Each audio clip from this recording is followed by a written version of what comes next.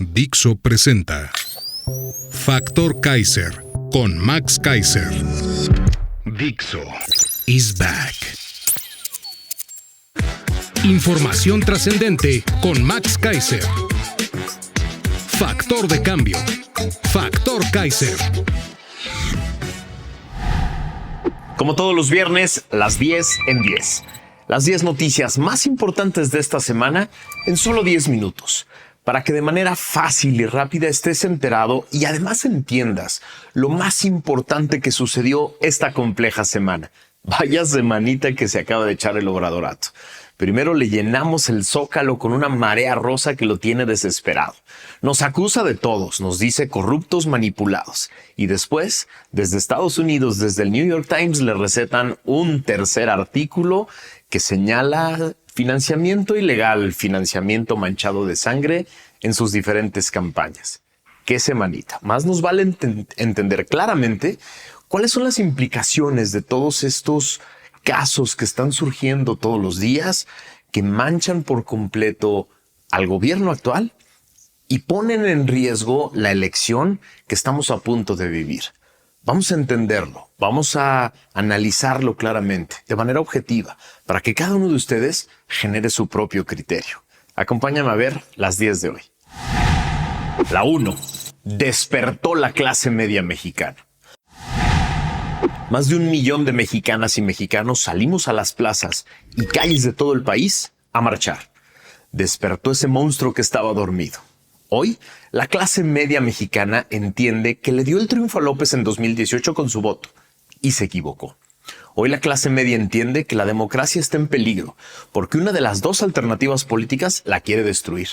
Hoy la clase media entiende que conformarse con este país que nos vende el Obradorato es una pésima idea.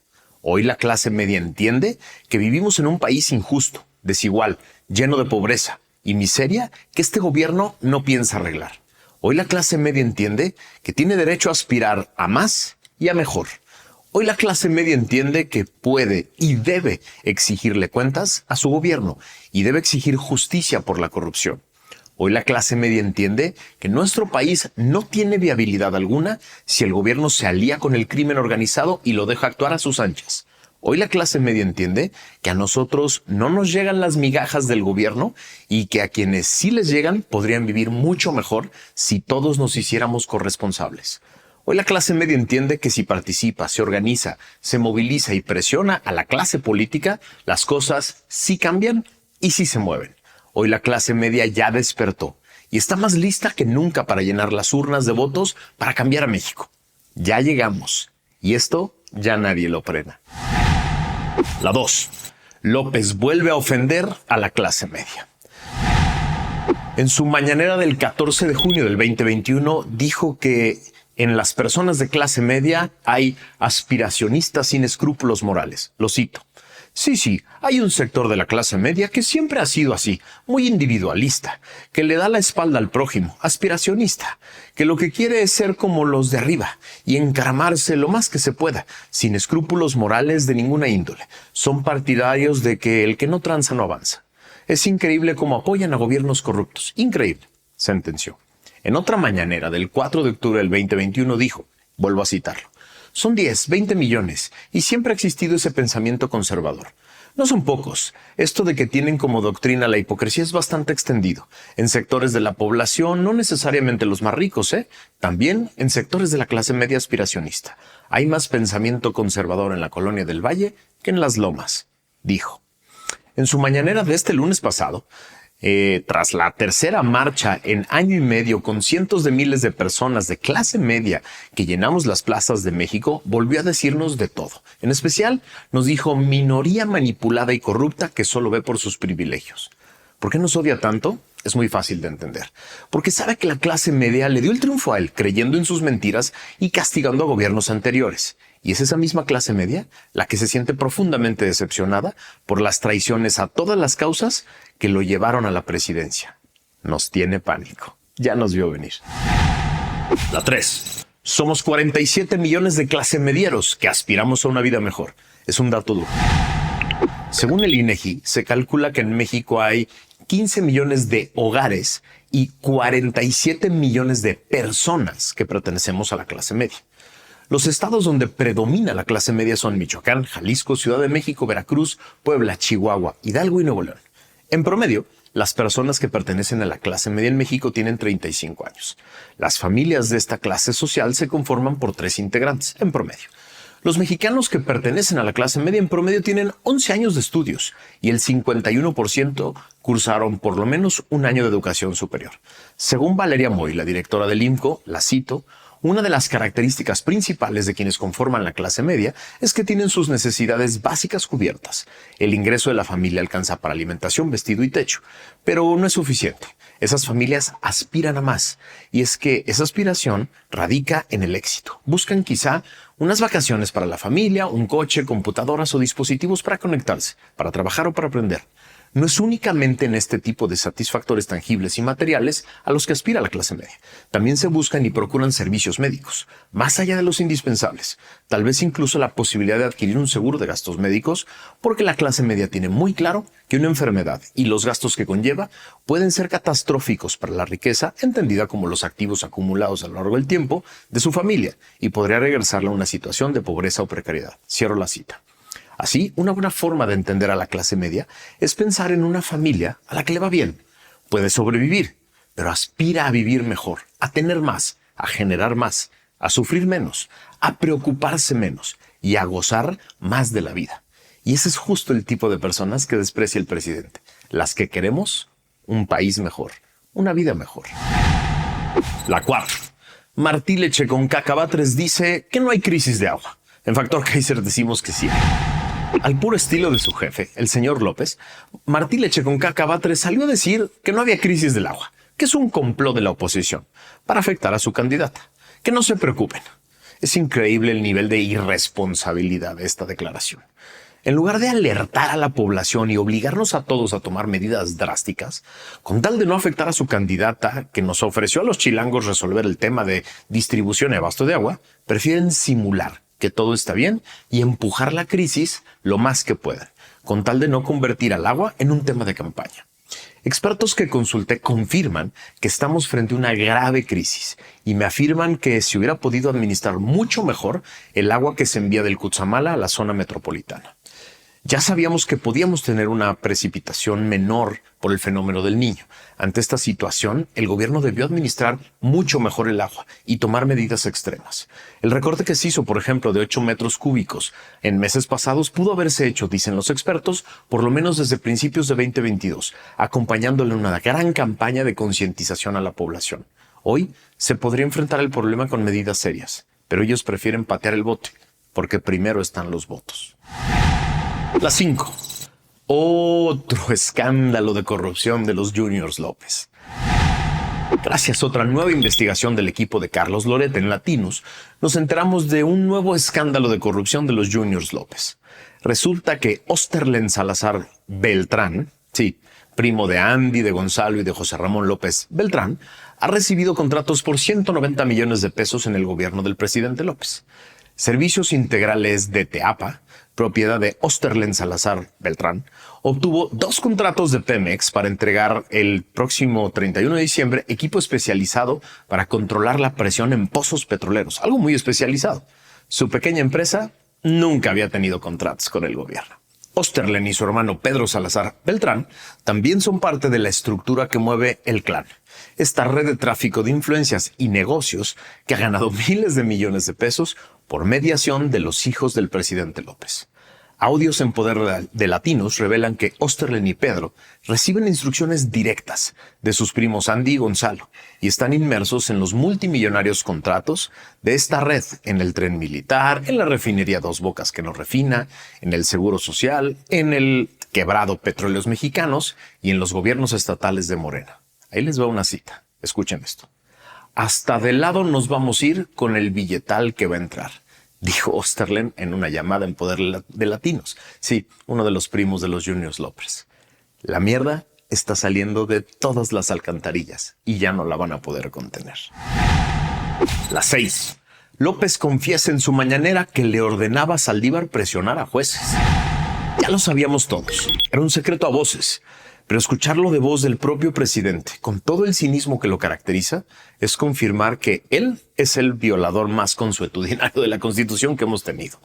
En su mañanera del miércoles pasado, López confesó que por petición respetuosa suya, el exministro Arturo Saldívar, entonces presidente de la Corte, influía en decisiones de jueces. Así. A ver, para que se entienda claramente. López confesó que como titular del Poder Ejecutivo influía a través de un ministro de la Corte en procesos criminales.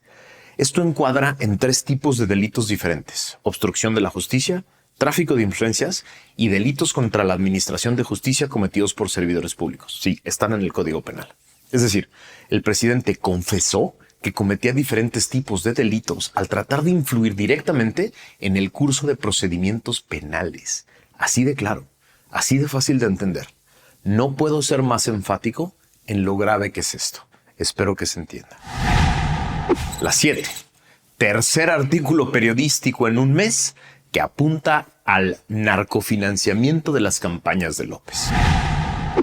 En el último mes hemos leído con terror 3 artículos periodísticos diferentes que apuntan en el mismo sentido. Las campañas de López Obrador fueron financiadas por el narco. Eso dicen estos artículos. El reportaje más reciente es del New York Times. Te leo 3 fragmentos para que tú decidas si es una bomba o no. Cito al periódico. El Estado mexicano ha sido infiltrado por los cárteles de la droga desde hace mucho tiempo, desde los niveles más bajos hasta los más altos esferas del gobierno. Sobornan a la policía, manipulan alcaldes, reclutan a altos funcionarios y dominan amplias zonas del país. Cierro cita. Otro párrafo, cito. Otra fuente les dijo que, luego de que el presidente fue elegido, uno de los fundadores del conocido y violento grupo de los Zetas pagó $4 millones a 2 aliados de López Obrador con la esperanza de que los liberaran de prisión. Los investigadores consiguieron información de una tercera fuente que sugería que los cárteles del narcotráfico tenían videos de los hijos del presidente recibiendo lo que se describió como dinero del narco, según consta en los documentos. Cierro cita. Otro párrafo dice, abro cita. Los agentes de la ley estadounidense también lograron rastrear por su cuenta pagos de dinero de personas que se creía eran operadores del cártel a intermediarios de López Obrador, dijeron 2 personas con conocimiento de la investigación. Al menos uno de esos pagos, dijeron, se efectuó más o menos al mismo tiempo que López Obrador se trasladó al estado de Sinaloa en marzo del 2020 y se reunió con la madre del narcotraficante Joaquín Guzmán Loaera, conocido como El Chapo, quien ahora cumple una sentencia de cadena perpetua en una prisión federal estadounidense. Cierro la cita. Hay quien dice que el reportaje no aporta nada nuevo. Dios mío. La 8. ¿Quién pagó las campañas adelantadas multimillonarias de Claudia en los últimos años? Después de 3 reportajes de medios serios e independientes que refieren una constante en el obradorato, que es recibir dinero del crimen para pagar campañas, es más pertinente, lógico y necesario que nunca exigir una explicación clara y probada de quién financió la campaña adelantada, multimillonaria e ilegal de Claudia que vimos todos durante meses por todo el país. Espectaculares, camiones, bardas, eventos y miles de objetos promocionales que se repartían por todos lados, que cuestan cientos de millones de pesos. ¿De dónde salió tanto dinero? Debemos exigir una explicación clara y con pruebas. La 9. López pone en peligro a periodista del New York Times y confiesa que lo hizo a propósito. Muy enojado por el reportaje que venía en un desplante de autoritarismo y revancha, el día de ayer López puso en peligro a la reportera Natalie Kitroff del New York Times al revelar su teléfono personal. El periódico de audiencia internacional rápido contestó en un comunicado, cito, es una táctica preocupante e inaceptable por parte de un líder mundial en un momento en el que las amenazas contra los periodistas van en aumento. Hemos publicado el artículo en cuestión y respaldamos nuestro trabajo de reportería y a los periodistas que van en pos de la información a donde sea que se encuentre. Cierro la cita. Las vergüenzas internacionales que nos hace pasar este señor. Carajo. La 10. Mi dignidad y la de mis hijos están por encima de la ley, dijo el presidente. En un exabrupto que solo revela lo que siempre ha sido. A pregunta de una reportera que lo cuestionaba sobre la puesta en peligro de una compañera del New York Times, López contestó, lo cito, no pasa nada, no exageren. Si la compañera está preocupada porque se dio a conocer su teléfono, que lo cambie. Otro número y ya. Sigo la cita. Aquí la vida pública es cada vez más pública. No hay ningún error. Claro que volvería a mostrar un número telefónico de un periodista cuando se trate de un asunto en donde está de por medio la dignidad del presidente. Sigo la cita. Por encima de esa ley está la autoridad moral y la política. Y yo represento a un pueblo que merece respeto, que no va a venir cualquiera, porque nosotros no somos delincuentes, tenemos autoridad moral. No va a venir cualquier gente que porque es del New York Times y nos va a sentar en el banquillo de los acusados. Cierro las citas. Lo más sorprendente de todo es que aún hay personas que se sorprenden. Carajo, ya maduren. Ese es el mismo de siempre. El que prefirieron no ver, el que creyeron que ya había cambiado, es el mismo, la misma persona. Es el que se proclamó en 2006 presidente legítimo de México, con una banda falsa presidencial en un atril de plástico en el zócalo de la ciudad. Es el mismo. Ya maduren, ya no se sorprendan. Es la misma persona. Y por favor no vayan a caer ahora en el fraude, en la farsa de pensar que Claudia es diferente. Está hecha por él, está moldeada por él y es la misma forma de pensar en la República y en la democracia. Primero ellos, primero lo que ellos piensan, primero su dignidad. Dixo is back.